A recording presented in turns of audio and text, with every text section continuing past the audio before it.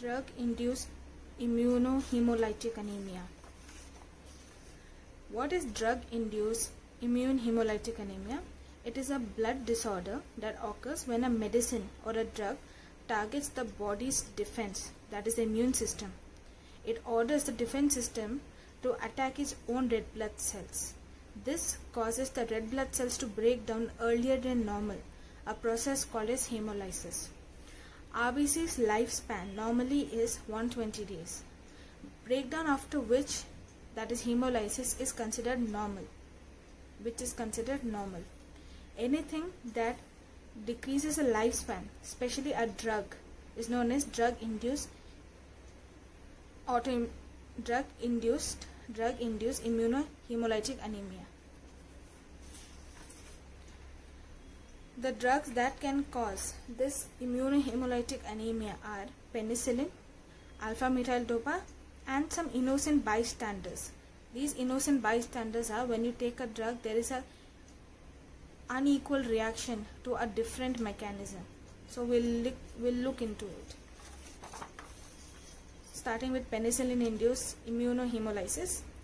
Penicillin has a group called the benzyl penicilloyl, that is BPO, which acts as a hapten. Once the drug is taken, the BPO group attaches to the RBC surface to form a covalent bond. This is called membrane adsorption. This is now recognized by the immune system as a foreign body, and IgG antibody is produced. Now IgG is attached to the RBC and BPO and enters the spleen. In the spleen, the Fc receptors of the macrophages recognizes the Fc portion of the IgG antibody. This leads to cytotoxicity, which is a type 2 hypersensitivity reaction. This leads to hemolysis. So we are looking at this to understand much better. In penicillin, you have the BPO, benzyl penicilloyl group, okay, which acts as a hapten. Hapten means it's a type of antigen that is considered as a baby antigen, okay. So whenever you take this drug, whenever a drug is taken, this BPO, the BPO part of the penicillin drug will attach to the RBC. It will attach to the surface of the RBC and will form a covalent bond. So what happens is the immune system thinks that this is a foreign object. So the immune system thinks this is a foreign object, so will cause the IgG antibodies to start forming against this complex, that is the BPO RBC complex. Here what happens is the IgG, if you see IgG has a Fc portion. Okay, so what happens is when IgG and the BPO RBC complex get together, you can see they form another complex because the antibody is now linked to the antigen as well as to the RBC body. Here what happens is this will go to the spleen. Okay, it enters the spleen. In the spleen, what do you have? You have macrophages. So what will happen? The macrophages will come. The macrophages will come to attack these RBC. But this RBC is linked to a BPO complex and an IgG. And the IgG has a Fc portion, which we had already seen. Okay. So what happens is macrophages have a Fc receptor. This receptor will go linked to the Fc portion. So when the Fc portion and the Fc receptor comes together, there will be hemolysis. Okay, because of due to cytotoxicity. Okay, so a macrophage will have an Fc receptor. This Fc receptor will go bind to the Fc portion of the IgG, and that's how it will enter the RBC and lead to cytotoxicity, which causes hemolysis. Okay, that is how the red cells get destroyed when you take penicillin. Okay, so now not all people taking penicillin can have cross reaction. Some can have no reaction, but there are 3 different possible outcomes. What can happen when penicillin is taken? The first patient, when he takes the drug, immediately develops this rash and hypotension. This is known as type 1 hypersensitive reaction. This is caused by IgE. Okay. Second patient takes the drug, develops hemolysis and jaundice. Okay. This is your drug-induced immunohemolytic anemia, which causes type 2 hypersensitive reaction, which is IgG mediated. Okay. Now the third patient takes the drug, in 1 to 2 weeks later develops fever, urticaria, arthralgia. This is serum sickness like reaction. Okay, which is different from hypersensitivity reaction. Okay. Now coming to alpha methyl dopa type antibodies. Methyl dopa is an antihypertensive drug used specially in pregnancy. Means in pregnancy many females develop hypertension for the first time, or some who already have hypertension, but due to pregnancy their BP shoots up, it increases. In those females we give antihypertensive drug, that is methyl dopa. When methyl dopa is taken, it changes the shape of the Rh antigen present on the surface of the RBC. So you normally know that the RBC will have an Rh antigen. An Rh antigen will be there. So when you do blood grouping and typing, you will come to know what is Rh positive, Rh negative. So an RBC having Rh antigen. Okay. So when methyl dopa is taken, it changes the shape of the Rh antigen present on the surface of the RBC. IgG recognizes the shape change of the Rh antigen as a foreign body. The IgG attaches to the Rh antigen and enters the spleen. In the spleen, the Fc receptor of the macrophages recognizes the Fc portion of the IgG antibodies. This leads to cytotoxicity, which is type 2 hypersensitivity reaction. This leads to hemolysis. Okay. So when methyl dopa is taken, so you can see this is the RBC, the discoid shape, and this is the Rh antigen. Okay. So what happens is once methyl dopa is taken, so it changes the shape of the Rh antigen. Okay. First it was like this, and then it became a triangular shape. Okay. So now again the immune system will come.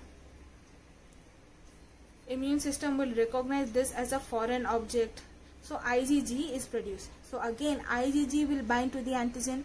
So antibody antigen reaction takes place. This will go to the spleen. In the spleen what happens? You have the macrophages which have the Fc receptor, and the IgG immunoglobulin has the Fc portion. So these two will bind together. So Fc receptor binds to the Fc portion, enters the RBC, and will lead to cytotoxicity, which will cause finally hemolysis. Okay. So the last portion remains the same. Only the initial, what happens to the drug, the RBC, the antigen and the antibody, that was different between penicillin and methyl dopa. Innocent bystanders. What are the innocent bystanders which cause immunohemolysis? Is your quinidine. Okay. Drugs such as quinidine form a complex with the plasma proteins to which an antibody is formed. This drug plasma protein antibody complex may induce lysis of bystanding RBCs or platelets. Quinidine is a class 1 antiarrhythmic drug. Quinidine acts again as a hapten. IgM. So here is IgM. IgM recognizes the quinidine as hapten and attaches to it. Now IgM and hapten complex travel into the blood cells. The complement system gets activated. The IgM and hapten complex attaches to the RBC. The complement system gets activated on the surface of the affected RBC. The C5 through C9 reaction occurs. Then a membrane attack complex will form a pore in the RBC, disrupts the osmotic environment and leads to hemolysis. Okay. So what it means is, when you take quinidine, okay, quinidine, which is a class 1 antiarrhythmic drug, this drug will again act as a hapten. So when you take this drug, body will recognize this as a foreign object. So what will happen? IgM is produced. So here you see there is no RBC. Okay, so there is a direct interaction between the drug and the antibody. So the drug and the antibody complex, the drug and the antibody, the IgM complex enters the blood vessel. This is a blood vessel. Okay, it flows in the blood vessels, and this will activate the complement system. I hope you know what is the complement system. So when the complement system attaches this complex to an RBC, you can see this complex is attaching to the RBC.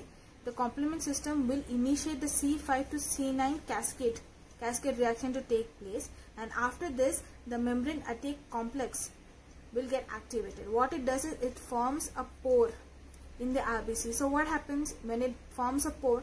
All the contents of the RBCs will come out. So this is again hemolysis. Okay. So what happens is when you take quinidine, this quinidine will interact with the IgM. Okay. It interacts with the IgM. So it will form a hapten and IgM complex which flows in the blood vessels.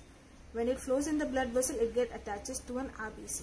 So the complement gets activated. When the complement gets activated, it will activate the C5-C9 cascade process, which will cause the membrane attack complex to get activated, which will form a pore in the RBC, which will lead to lysis called the hemolysis. Okay, that's how the innocent bystander, that is your RBC. RBC here is an innocent bystander.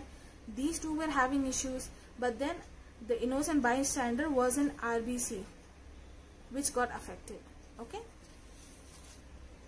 So what are the clinical features? So in these patients, what are the clinical features we can see?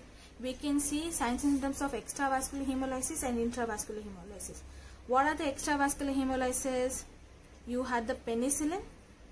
Your penicillin was an extravascular, and your alpha methyl dopa.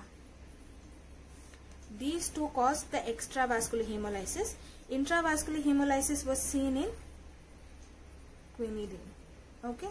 So what are the signs and symptoms we can see? We can see anemia, jaundice, hemoglobinuria, splenomegaly, hepatomegaly.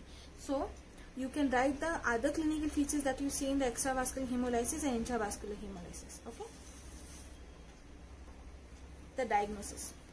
In the diagnosis, when we take the clinical history, we are supposed to ask what drugs the patient has taken, and we will do some investigation. What investigation we do? We do a complete blood count, where we see low hemoglobin, low hematocrit, and high reticulocytes. Okay. Why reticulocytes are high? Because you have RBCs that are getting destroyed. So when the RBCs get destroyed, your erythropoiesis takes place, and it will start producing RBCs in a faster rate. In that sense, what happens? Your reticulocytes will also increase, because before RBCs you get reticulocytes. So multiple reticulocytes will cause high reticulocytosis. Okay. MCV can be normal, or due to reticulocytosis there can be increase in the MCV. LDH lactate dehydrogenase is high. Why? Because multiple RBCs are getting destroyed. Unconjugated bilirubin is high, because all this RBCs that break down, it breaks down to heme and globin. That heme portion has to enter the liver, hence it will lead to unconjugated bilirubin, which is very high. Haptoglobin is low.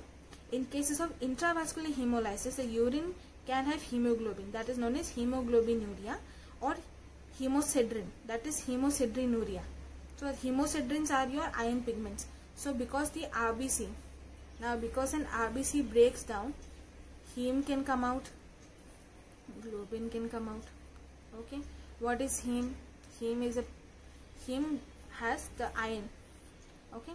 Heme has the iron particles. If the iron is not taken care of, that can lead to hemosideриnuria. Okay, and it can lead to hemosideриnuria. Okay, and the treatment depends.